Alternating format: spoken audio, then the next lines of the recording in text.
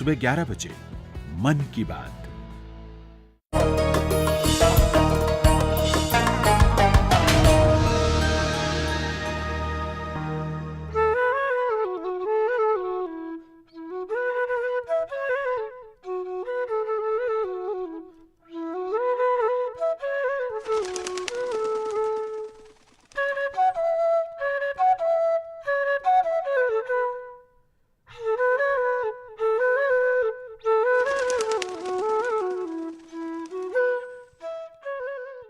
नमस्कार, आदाब, खैर मकदम है, स्वागत है आप सभी का एक मर्तबा फिर से हमारे प्रोग्राम में।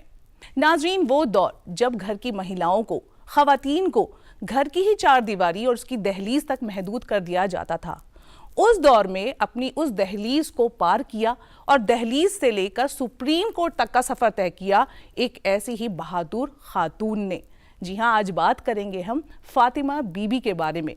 कितनी मुश्किलात का सामना करना पड़ा उन्हें अपना ये मकाम हासिल करने के लिए और कैसे वो बनी हिंदुस्तान की पहली महिला खातून जज। चलते हैं अपने पहले सेगमेंट की तरफ और दिखाते हैं आपको एक मोटिवेशनल स्टोरी।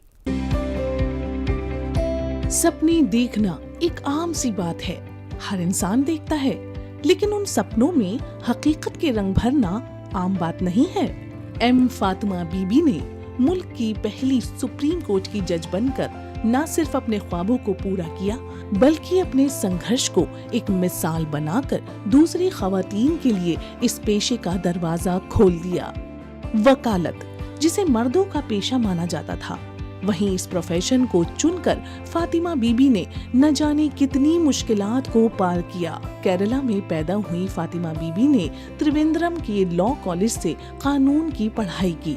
साल 1950 में बार काउंसिल के इम्तिहानात में इन्होंने टॉप किया और गोल्ड मेडल हासिल किया। फिर कई साल तक लॉ की प्रैक्टिस की। इसके बाद जज बनने के लिए इम्तिहान दिया, इम्तिहान पास भी किया और जज भी बनी। केरला में मुंसिफ के तौर पर फाइज हुई एम फातिमा बीबी आखिरकार अपनी मंजिल तक पहुंची और केरल हाई कोर्ट में जज की कुर्सी संभालकर तारीख कायम की। बताते चले कि एम फातिमा बीबी तमिलनाडु की गवर्नर भी रह चुकी हैं। फातिमा बीबी के इस जज्बे को देखकर बस इतना ही कहा जा सकता है, तू शाही है, परवाज है काम तेरा, तेरे सामने आसमान और भी है। वाकई नाज़रीन, इनकी मोटिवेशनल स्टोरी को देखकर हम सभी को एक सबक मिलता है। तो चलिए अपने प्रोग्राम के सफर को आगे बढ़ाते हैं और एक मर्तबा फिर आपकी मुलाकात करवाएंगे किरण जी से। इसके बाद जानेंगे फर्स्ट एड के बारे में कुछ और बातें और हमेशा की तरह आखिर में हम ले चलेंगे आपको आपके ही किचन में।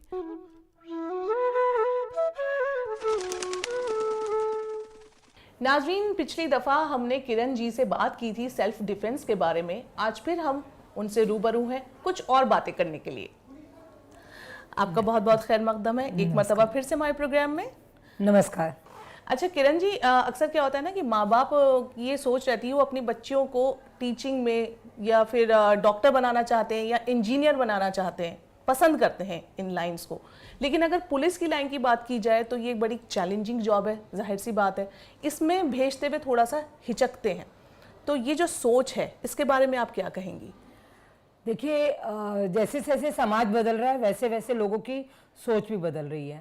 और पहले ज़्यादातर जो माँ बाप होते थे वो सोचते थे हमारी जो बेटी है वो टीचर बन जाए या किसी बैंक में काम करे, 9 बजे जाए और शाम के 2, 3, 4, 5 बजे तक वापस आ जाए। मगर क्योंकि पुलिस जॉब 24 आवर्स की होती है, इसमें दिन रात की नौकरी होती है, तो इसलिए माँ बाप थोड़ा झिझकते थे। मगर मैं आपको बता दूं कि आज बहुत चेंज आ चुका है। आज की जो लड़कियां हैं वो इस जॉब में जाना चाहती हैं, आईपीएस बनना चाहती हैं। इवन देन लोग जो और तरह की तैयारी करने के बाद भी दिल्ली पुलिस में या किसी भी फोर्स में जाना पसंद करती हैं। और क्योंकि ये ऐसी जॉब है जिसमें क्राइम से रिलेटेड जो है उनको सामना करना पड़ता है और एक एनर्जेटिक रहता है कि हम किस तरह से पब्लिक के साथ न्याय कर सकें। तो मेरे हिसाब से जो पुलिस की जॉब है वो बहुत चैलेंजिंग के साथ साथ बहुत कुछ सिखाती है। हमें बताती है कि हम किस तरह से अवेयर रहें, कानून कहाँ हमारा पालन कर रहा है, कानून को हमने किस तरह से यूज़ करना है, मिसयूज़ नहीं करना। तो पुलिस की जॉब तो मेरे हिसाब से बहुत अच्छी जॉब है और बहुत कुछ सीखने को मिलता है। किरण जी, अगर बात की जाए फैमिली लाइफ की, जाहिर सी बात है कि आपकी जॉब बहुत चैलेंजिंग है, दिन रात का कुछ होश नहीं रहता, कभी भी आप ड्यूटी पर जा सकती हैं, कभी भी आपको बुलाया जा सकता है। ऐसे में आप अपनी फैमिली लाइफ को कैसे डील करती हैं, कैसे कोप अप करती हैं? पहला तो मैं अपने आप को मेंटली बिल्कुल मैंने प्रिपेयर किया हुआ है कि जिस तरह की मेरी जॉब है मैं उसके साथ सही न्याय कर सकूं। तो मुझे मालूम है कि आज मैं 12 घंटे की ड्यूटी करने के बाद अगर कोई ऐसा केस आ जाता है जिसमें एक महिला ऑफिसर की ज़रूरत है तो मैं बिना हिचक के वापस चली जाती हूँ, क्योंकि मुझे मालूम है कि जहाँ पे एक महिला को मेरी ज़रूरत है, एक पुलिस ऑफिसर की ज़रूरत है, वहाँ पे पहुँचना ज़रूरी है। नेचुरल लाइफ फैमिली सफ़र करती है, फैमिली को ये पता है कि आज हमने कहीं बाहर जाना है या कोई घरेलू फंक्शन है, या घर में कई बार हमारे बच्चे भी बीमार होते हैं, तो हमें उनको छोड़कर समाज में उन लड़कियों के साथ रहना है जिनके साथ अपराध हुआ है। तो अपने परिवार को तो हम समझाते ही हैं और उनकी पढ़ाई भी सफ़र करती है। और कई बार ऐसा हो जाता है कि जो पुलिस की वुमेन्स हैं उनको कई कितना घंटे अपने परिवारों से जब दूर रहना पड़ता है, तो जो परिवार के सदस्य हैं उनकी जो कमियां हैं उनको सही टाइम पे पूरा नहीं किया जा सकता। तो जॉब में ये सब तो झेलना ही पड़ता है। अच्छा, ऐसे में आपके जो फैमिली मेंबर्स हैं उनका कितना सपोर्ट रहता है आपको? सपोर्ट तो रहता है, तभी तो हम इतनी अच्छी तरह से जॉब को कर पाते हैं। मगर कई बार ऐसा होता है कि उन्होंने हमारे साथ कोई प्रोग्राम बना रखा हो और इमीडिएटली हमें जॉब में बुला लिया जाए या अपनी ड्यूटी हमारी बढ़ गई है, तो उन समय उनका मन तो क्या नाम है उदास हो जाता है, बट वो समझते हैं कि हमारी पहले ड्यूटी है और उसके बाद फैमिली है। अच्छा, आपको जैसे कि लेडी सिंघम के खिताब से नवाजा जा चुका है जी, तो आपको कोई और भी इनामात मिले हैं एजाज़ात? उनके बारे में बताइए। जी, लेडी सिंघम तो मुझे आप सभी लोगों ने नाम दिया जब मैंने एक दिव्यांग बच्ची को गुंडों से बचाया था। अच्छा। और क्योंकि मैं अपने दिल्ली पुलिस की तरफ से सेल्फ डिफेंस की ट्रेनिंग देती हूँ और अब तक मैं 8 लाख से ऊपर लड़कियों को सेल्फ डिफेंस की ट्रेनिंग दे चुकी हूँ। और एक बहुत बड़ा डेमोन्स्ट्रेशन हुआ था जिसमें हज़ारों लड़कियों ने हमारे पूर्व गृह मंत्री राजनाथ सिंह साहब के सामने जब ये डेमोन्स्ट्रेशन दिया था तो लिम्का बुक ऑफ रिकॉर्ड में नाम दर्ज हुआ था। क्योंकि मैं कई सालों से बच्चों के लिए, लड़कियों के लिए, वुमेन्स के लिए, वुमेन सेफ्टी का काम कर रही हूँ, तो मुझे राष्ट्रपति पुलिस पदक मिल चुका है और इसके अलावा मुझे आई वुमेन ग्लोबल अवार्ड मिल चुका है और ऐसी कई सम्मानित चीज़ों से मुझे सम्मान मिला हुआ है। ये मेरे को मोटिवेट करता है। जब जैसे दिल्ली वुमेन कमीशन जो उन्होंने जब पहला ये अवार्ड एक सेंक्शन किया था 8 मार्च के लिए, तो लाइफ टाइम अचीवमेंट अवार्ड मिला। तो जितने भी ये अवार्ड मिलते हैं तो ये अवार्ड मुझे मोटिवेट करते हैं, मुझे अगले दिन के लिए तैयार करते हैं कि जो मुझे सम्मान, मुझे विश्वास समाज ने मेरे पे किया है तो मैं उस पर सही खरी उतरूं। और मेरी पूरी कोशिश रहती है, चाहे मैं अपने जो इन्वेस्टिगेशन में रेप केसेस और पॉक्सो केसेस के जो यौन शोषण से संबंधित केसेस हैं उनको सही न्याय दूं और उन बच्चियों की काउंसलिंग सही से करके जिस राह से वो भटक चुकी हैं उनको वापस मैं एक राह दिखा सकूं। किरण जी, आखिर में यही जानना चाहेंगे कि आपका उन माँ बाप के लिए क्या पैगाम है जो अपनी बच्चियों को इस तरह की चैलेंजिंग जॉब्स में भेजने से हिचकिचाते हैं? देखिए, हर माता पिता ये चाहते हैं कि जो हम नहीं बन सके वो हमारे बच्चे बने। मैं उनको एक यही मैसेज देना चाहती हूँ कि वो अपने बच्चों को सबसे पहले मोरल एजुकेशन जरूर सिखाएं, संस्कार। हाँ, लड़कियों के लिए भी और लड़कों के लिए भी, बट खासतौर लड़कियों के इसलिए कि अगर लड़कियां स्ट्रांग होंगी तो वो नेचुरल एक लक्ष्य की तरफ जरूर जाएंगी। और जो लड़कियां अपना किसी भी जॉब में जाएं उसमें अपना पूरा कॉन्फिडेंस बना के रखें, उसकी नॉलेज होनी चाहिए कि वो किस जॉब में जा रही हैं। माँ बाप अपने बच्चों को जिस भी जॉब में भेजें या पुलिस में भेजें उनको स्ट्रांगली पहले गाइड करें और उस जॉब के बारे में उनको तैयारी करवाएं और ये नहीं सोचे चलो एक जॉब मिल गया, अगर उससे आगे भी बच्चियां बढ़ना चाहती हैं तो उनको आगे मौका आने दें। और ख़ास तौर पे माँ बाप को मैं चाहती हूँ कि वो हर लड़की को अपने पाँव पे खड़ा होना सिखाएं। देखिए, हम बात करते हैं बराबरी की, मर्दों से शाना बशाना खड़े होने की, लेकिन कहीं ना कहीं इस तरह की चैलेंजेस, जो चैलेंजिंग जॉब्स हैं, उनसे कतराते भी हैं। बहुत ज़रूरत है आजकल के माँ बाप को ये समझने की कि हम अपनी बच्चियों को ऐसी जॉब्स में भेजना पसंद करें, उन्हें मोटिवेट करें। देखिए क्या है ना कि भीड़ में तो सभी होते हैं, लेकिन भीड़ से जुदा होकर चलना, उसमें मजेदारी है। बिल्कुल। और अगर जिस तरह से एक छोटे बच्चे को माँ बाप स्कूल में छोड़कर आते हैं, उंगली पकड़ के पहले दिन छोड़ते हैं ना, वैसे ही ताउम्र अपने बच्चे की एक उंगली पकड़ के रखे और उनके कदम ब कदम मिलाते हुए उनको उस राह तक लेकर जाए जहाँ तक बच्चा जाना चाहता है। और लड़कियों को मेरे हिसाब से चैलेंजिंग जॉब में, फोर्स में भेजें। जब फोर्स में लड़की दुश्मन को या किसी को काबू करती है ना, तो वो गर्व से सीना और चौड़ा हो जाता है। और यही नहीं कि जो काम आदमी कर सकते हैं, लड़के कर सकते हैं, लड़कियां नहीं कर सकती। आज लड़कियां पायलट हैं, आज लड़कियां आईपीएस हैं, आज लड़कियां डॉक्टर हैं, पर्वतारोहण पे जा रही हैं और लड़कियों ने हर फील्ड में नाम कमाया है। तो इसलिए लड़कियों को मैं सोचती हूँ कभी कमज़ोर नहीं समझना चाहिए। बिल्कुल, आपने बिल्कुल सही फरमाया कि एक लड़की कहीं से भी किसी भी तरीके से कमज़ोर नहीं है। आपका बहुत बहुत शुक्रिया।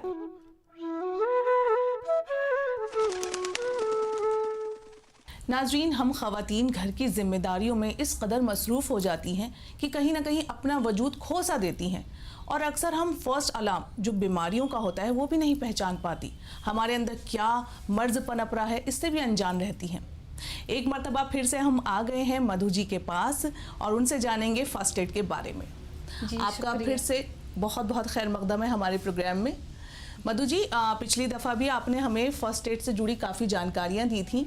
आज फिर हम कुछ सवाल लेकर आपके पास आए हैं जी। सबसे पहला और अहम सवाल ये है कि जैसे कि मैंने कहा कि हम ख़वातीन बिल्कुल भी अपने ऊपर ध्यान नहीं देती, जो घर के दूसरे लोग हैं उनकी जिम्मेदारियों में इतनी मतलब मसरूफ़ हो जाती हैं। तो कई बार क्या होता है ना कि बीपी है, जैसे शुगर है, ये फर्स्ट अलार्म भी होता है लेकिन हम पहचान नहीं पाती हैं और हम इन इमराज की शिकार हो जाती हैं। तो इसमें फर्स्ट एड कैसे कारगर है?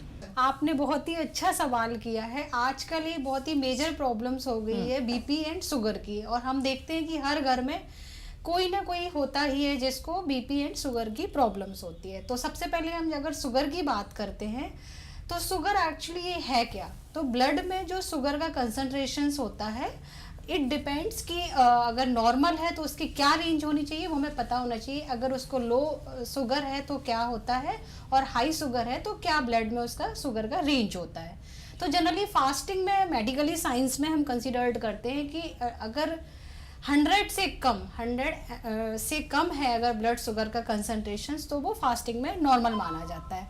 जब हाई शुगर की बात करते हैं तो हाई शुगर में जो कंसंट्रेशन होता है वो मोर देन 140 mg पर डेसीलीटर हो जाता है।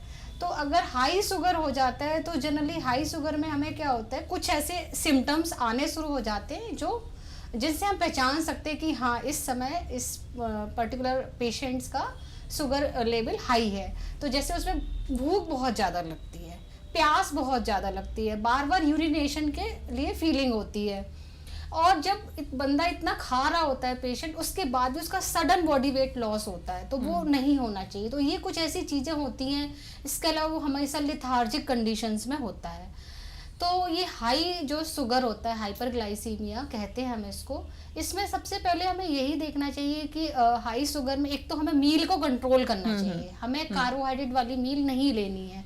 जिस भी पेशेंट के साथ ये शुगर का इशू है उसको अपने एक चार्ट बना के रखना चाहिए, और फ्रीक्वेंट मील्स लेना चाहिए जिसमें फाइबर्स ज़्यादा हो। उसको अपनी डेली की रूटीन में एक्सरसाइज और मेडिटेशंस ये कंपलसरी होना चाहिए। इसके अलावा वो अपने मील्स को ही कंट्रोल कर सकते, ज़्यादा ऑयली खाना ना खाए। प्लस जैसे हमारी बॉडी में 2 तरीके के कोलेस्ट्रॉल होते हैं, जैसे हम कहते हैं ABC, और ABC मीन्स A1C, जिससे कि हम 3 मंथ्स का ब्लड शुगर कंसंट्रेशन हमें पता चल जाता है। तो जिन भी पेशेंट्स को ये है उनको एवरी 3 मंथ्स अपना ये डिटर्मिनेशन करवाना चाहिए, अपना ये पैथोलॉजी लैब में जाके कंसंट्रेशन चेक कराते रहना चाहिए।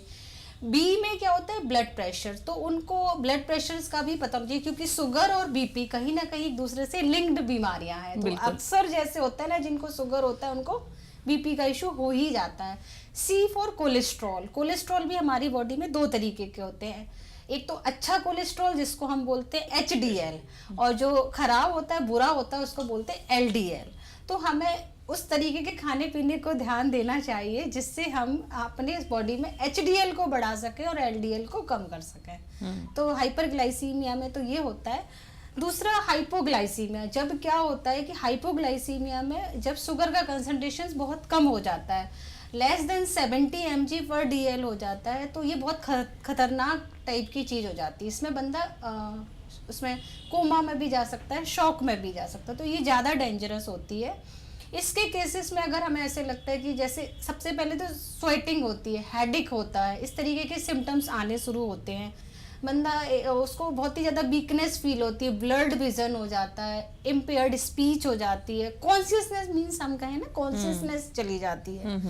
तो इस केस में सबसे पहले तो उसको ग्लूकोज की टैबलेट्स जो आती है 3 to 4-5 टैबलेट्स, जो कैंडीज होती है शुगर वाली, क्योंकि हमें सडन ना ग्लूकोज का लेवल अप करना है। इसके अलावा हम उसको जैसे कुछ भी मीठा खिला सकते हैं जो घरों में जनरली रखा होता है, कुछ भी नहीं है तो शुगर पानी के साथ दे सकते हैं। तो हमें इस तरीके की चीज़ों में हम अपना हाइपोग्लाइसीमिया को, किसी भी फैमिली मेम्बर्स की हाइपोग्लाइसीमिया को तुरंत कंट्रोल कर सकते हैं। बट मैं ये कहना चाहूँगी हमारे दर्शकों से, हाइपोग्लाइसीमिया बहुत ज़्यादा मेजर प्रॉब्लम होती है, बहुत ज़्यादा सीवियर कंडीशंस होती है, और इससे आपके डेथ के चांसेस भी होते हैं, बिकॉज पेशेंट शॉक में जाता है और फिर कोमा में भी जा सकता है। तो इसके लिए हमें बहुत ध्यान रखना चाहिए। मधु जी, ये तो हुई शुगर की बात। अब अचानक अगर देखिए बीपी बढ़ जाए तो फिर क्या किया जाए इसे कंट्रोल करने के लिए? जी, कि शुगर और बीपी कहीं ना कहीं लिंक्ड होते हैं, और बाकी में मेडिकली अगर हम इसको देख लिटरेचर को पढ़ते हैं तो लिंक्ड होते हैं।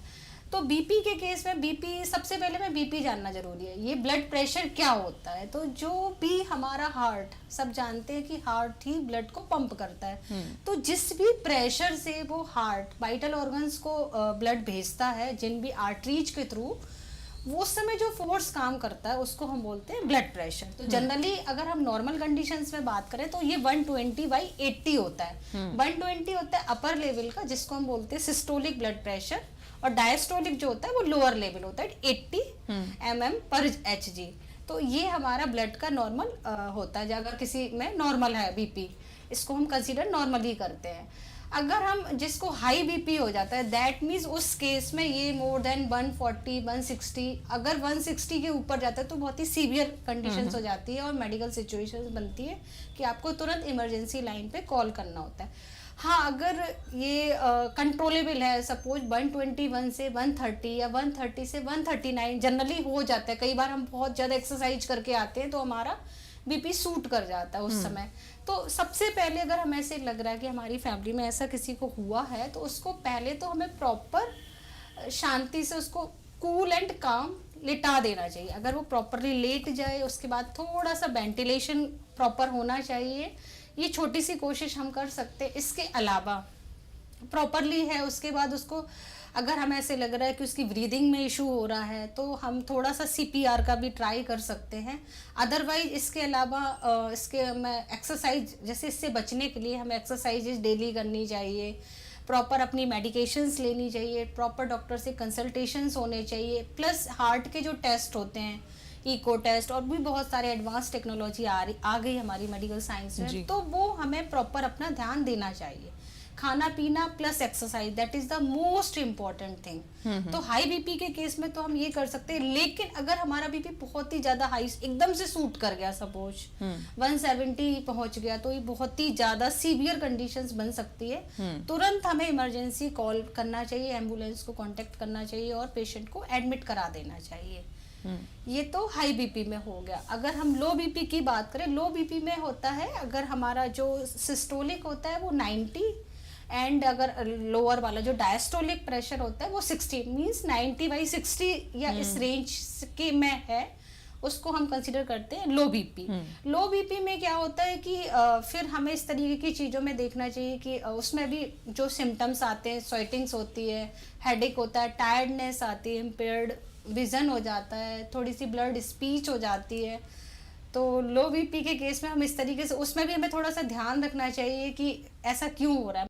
जो हमारा लो बीपी हो गया उसको मैनेज करने के लिए सबसे पहले तो हमें अपनी मील्स पे ध्यान देना चाहिए। हमें एटलीस्ट 3 टाइम्स मील लेना चाहिए, जिसमें हमारा कार्बोहाइड्रेट इंटेक कम होना चाहिए, फाइबरी सप्लीमेंट्स ज़्यादा होने चाहिए, प्लस मेडिकेशंस बहुत इंपॉर्टेंट है। अगर हमें लग रहा है, हमें खुद भी अपने घरों में बीपी इंस्ट्रूमेंट्स डिजिटल वाले आजकल मार्केट में आ गए, तो वो रखने चाहिए और टाइम टू टाइम चेक करते रहना चाहिए।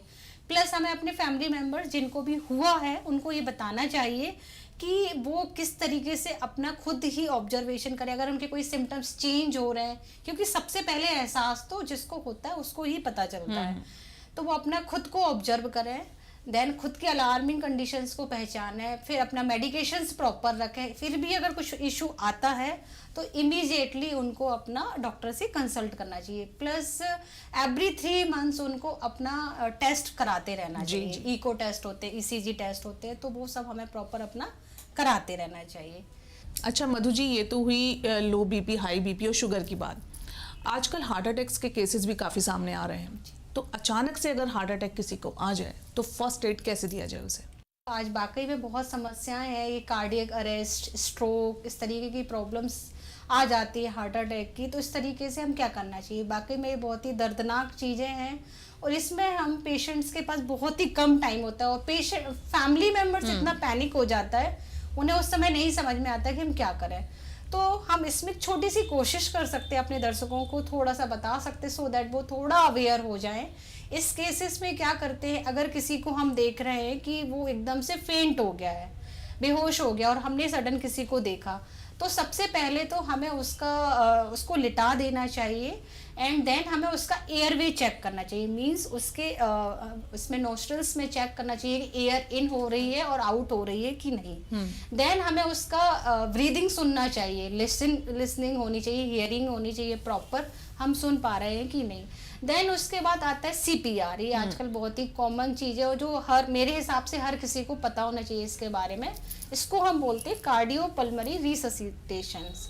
इसमें क्या करते हैं, हम पहले पेशेंट्स को लिटा देते हैं और अगर किसी को ऐसे हार्ट का इशू हुआ है तो उसकी जो हमारी गर्दन होती है उसको एक साइड टिल्ट कर देते हैं, बिकॉज जो हमारे कार्डियक अरेस्ट होता है या हार्ट अटैक का इशू होता है, इसमें क्या होता है, against the gravity blood supply नहीं हो पाता है ब्रेन्स को, तो सारे वाइटल्स हमारे डिस्टर्ब हो जाते हैं। तो इस केसेस में हम क्या कर सकते हैं, उनको प्रॉपर लिटा के गर्दन को एक साइड टिल्ट करके उनके पैरों को थोड़ा सा ऊपर उठा देते हैं अगर हम, तो क्या होता है, सडनली जो आपके पैरों में ब्लड है 2.5 लीटर वो सडनली आपके ब्रेन में पहुंच जाता है, तो आप कुछ हद तक रिवाइव कर सकते हो, उसका ब्रेन रिवाइव हो सकता है, सो दैट बाकी वाइटल ऑर्गन्स के साथ उनका कोऑर्डिनेशन हो सके। अब CPR में हम करते क्या है कि सबसे पहले तो हम मैं जस्ट आपको थोड़ा सा डेमोन्स्ट्रेट कर देती हूँ कि चेस्ट के पास इस तरीके से आप अपने हाथों को करके उसको 30 टाइम्स पुश करते, आप कितना भी एक्सर्टेड हो, कितना भी आपको स्वेटिंग आ रही हो, विदाउट, जब तक आपको कोई मेडिकल असिस्टेंस नहीं मिली, आपको उसको छोड़ना नहीं है। 30 टाइम्स ऐसे उसकी चेस्ट को पुश करना है। देन आपको थोड़ा सा रेस्ट लेना है within 2 to 5 seconds. Then आपको अगेन करना है और उसके एयरवे को चेक करना है। मीनवाइल आपके साथ आपका कोई कोलीग्स है या कोई है आसपास, ये पब्लिक प्लेस में हुआ तो आप किसी को हेल्प के लिए भी बुला सकते हो और स्पीकर पे रखिए हमेशा फ़ोन को, सो दैट मेडिकल एम्बुलेंस में जो भी डॉक्टर है या जो भी असिस्टेंट है वो आपको स्पीकर पे बता सके। पेशेंट को बिल्कुल भी नहीं छोड़ना इस कंडीशन में जब तक कि उसको मेडिकल फैसिलिटीज प्रॉपरली प्रोवाइड नहीं हो जाती है।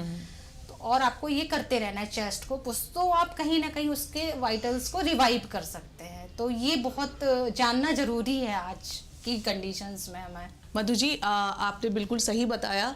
हालांकि इमराज काफ़ी बढ़ गए हैं लेकिन हमें इशारे भी मिलते हैं और उन्हीं इशारों को हमें समझना है। बहुत बहुत शुक्रिया आपका, आज आपने हमें बहुत ही अहम जानकारी हमारे नाजरीन को फराहम की है फर्स्ट एड से मुताल्लिक़।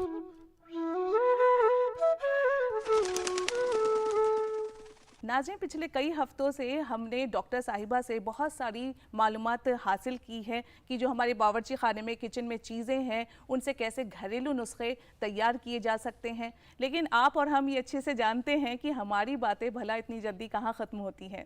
एक बार फिर से हमने डॉक्टर मुज़म्मिल रहमान से राब्ता कायम किया। आज वो फिर हमारे साथ मौजूद है हमारे प्रोग्राम में। आपका बहुत बहुत खैर मकदम है। बहुत बहुत शुक्रिया आपका सोरीन जी, आपने पिछले एपिसोड्स में हमें काफ़ी हमारे नाज़रीन को जानकारी दी कि घरेलू नुस्खे से हम कैसे फैज़याब हो सकते हैं। आज मैं आपसे जानना चाहूँगी तुलसी के बारे में। तुलसी, जैसे कि आप ये भी जानती हैं कि बहुत से घरों में जो है इसके पौधा लगाया जाता है, इसे शुभ माना जाता है, इसे पूजा जाता है। लेकिन मेडिकल पॉइंट ऑफ व्यू से तुलसी का क्या मतलब रोल है? एक तरीके से तुलसी का बहुत बड़ा रोल है। आपने ये खुद कहा कि लोगों की एक वो इमोशनल अटैचमेंट है, एक रिलीजियस अटैचमेंट है तुलसी के साथ। उसकी कुछ वजूहात है कि तुलसी को अगर पूजते हैं, घर में रखते हैं, कि उसको बहुत अच्छा माना जाता है। वो इसलिए भी उसको माना जाता है कि तुलसी को भी एक एयर प्योरीफायर, एक प्योरीफायर माना जाता है कि उसके रखने से बीमारियां दूर हो जाती हैं। उसका वो अपना एक इफ़ेक्ट है। इसका जो एक एरोमा है, इसकी जो प्रेजेंस को बहुत अच्छा माना जाता है कि बीमारियों से दूर रखते हैं। अब बाकी जो इसका मेडिसिनल आप इस्तेमाल कर रही है कि दवा के तौर पे कैसे करेंगे, ये देखते हैं आपके घर में खांसी ज़ुकाम बच्चों को, बड़ों को हो जाता है तो तुलसी के पत्ते काट के हम उसका काढ़ा बना के पिलाते हैं। तो वो इसकी ये प्रॉपर्टी है कि वो जो सोर थ्रोट है या खांसी है, वो जो बलगम होता है उसको वो थोड़ा न्यूट्रलाइज करता है, सॉफ्टन करता है, वो निकल जाता है। उसको निकालने में मदद तो हो जाती है, प्लस एज एन एंटीसेप्टिक भी ये काम करता है कि अगर गले में खराश है, वहाँ पे कोई लोकल इन्फेक्शन है, उसको ये दूर करता है। ये तो हो गया कि हमने वो उसको पिलाया या उससे गरारे कराए। तुलसी को हम नीम के पत्तों के साथ भी अगर दोनों को मिला के उबाल के रख दे, फिर उसकी वो चाय बना के पी लें, बिल्कुल अगर बिल्कुल वो हो रहा है, बहुत तेज खांसी जुकाम हो रहा है, छींके आ रही है, जकड़ जाता है कई बार सर भी, बिल्कुल बिल्कुल, तो उसको हम तब इस्तेमाल कर सकते हैं। उसकी जो शानदार, जिसे हम कहेंगे डिकॉक्शन, जो शानदार या चाय जैसे भी आप नाम कहें उसे, उन दोनों को उबाल के हम रख लें, थोड़ा सा गुनगुना करके थोड़ा थोड़ा पी लें, दिन में 2-3 बार, कई बार पी ले, कोई नुकसान नहीं है, फ़ायदा ही है, तो वो इस्तेमाल कर सकते हैं। उसके अलावा भी तो चोट कहीं पे लगे, तुलसी का भी और नीम का काफ़ी ज़्यादा वो इकट्ठे इनका इस्तेमाल होता है कि उस चोट पे लगा सकते हैं। या अगर आपको चाय पीनी है तुलसी, और इसकी आप देख रहे हैं तुलसी की भी कितनी ग्रीन टीज़ आती है आजकल तुलसी के कॉम्बिनेशन के साथ। वेट लॉस के लिए इसका इस्तेमाल बहुत अच्छा माना जाता है।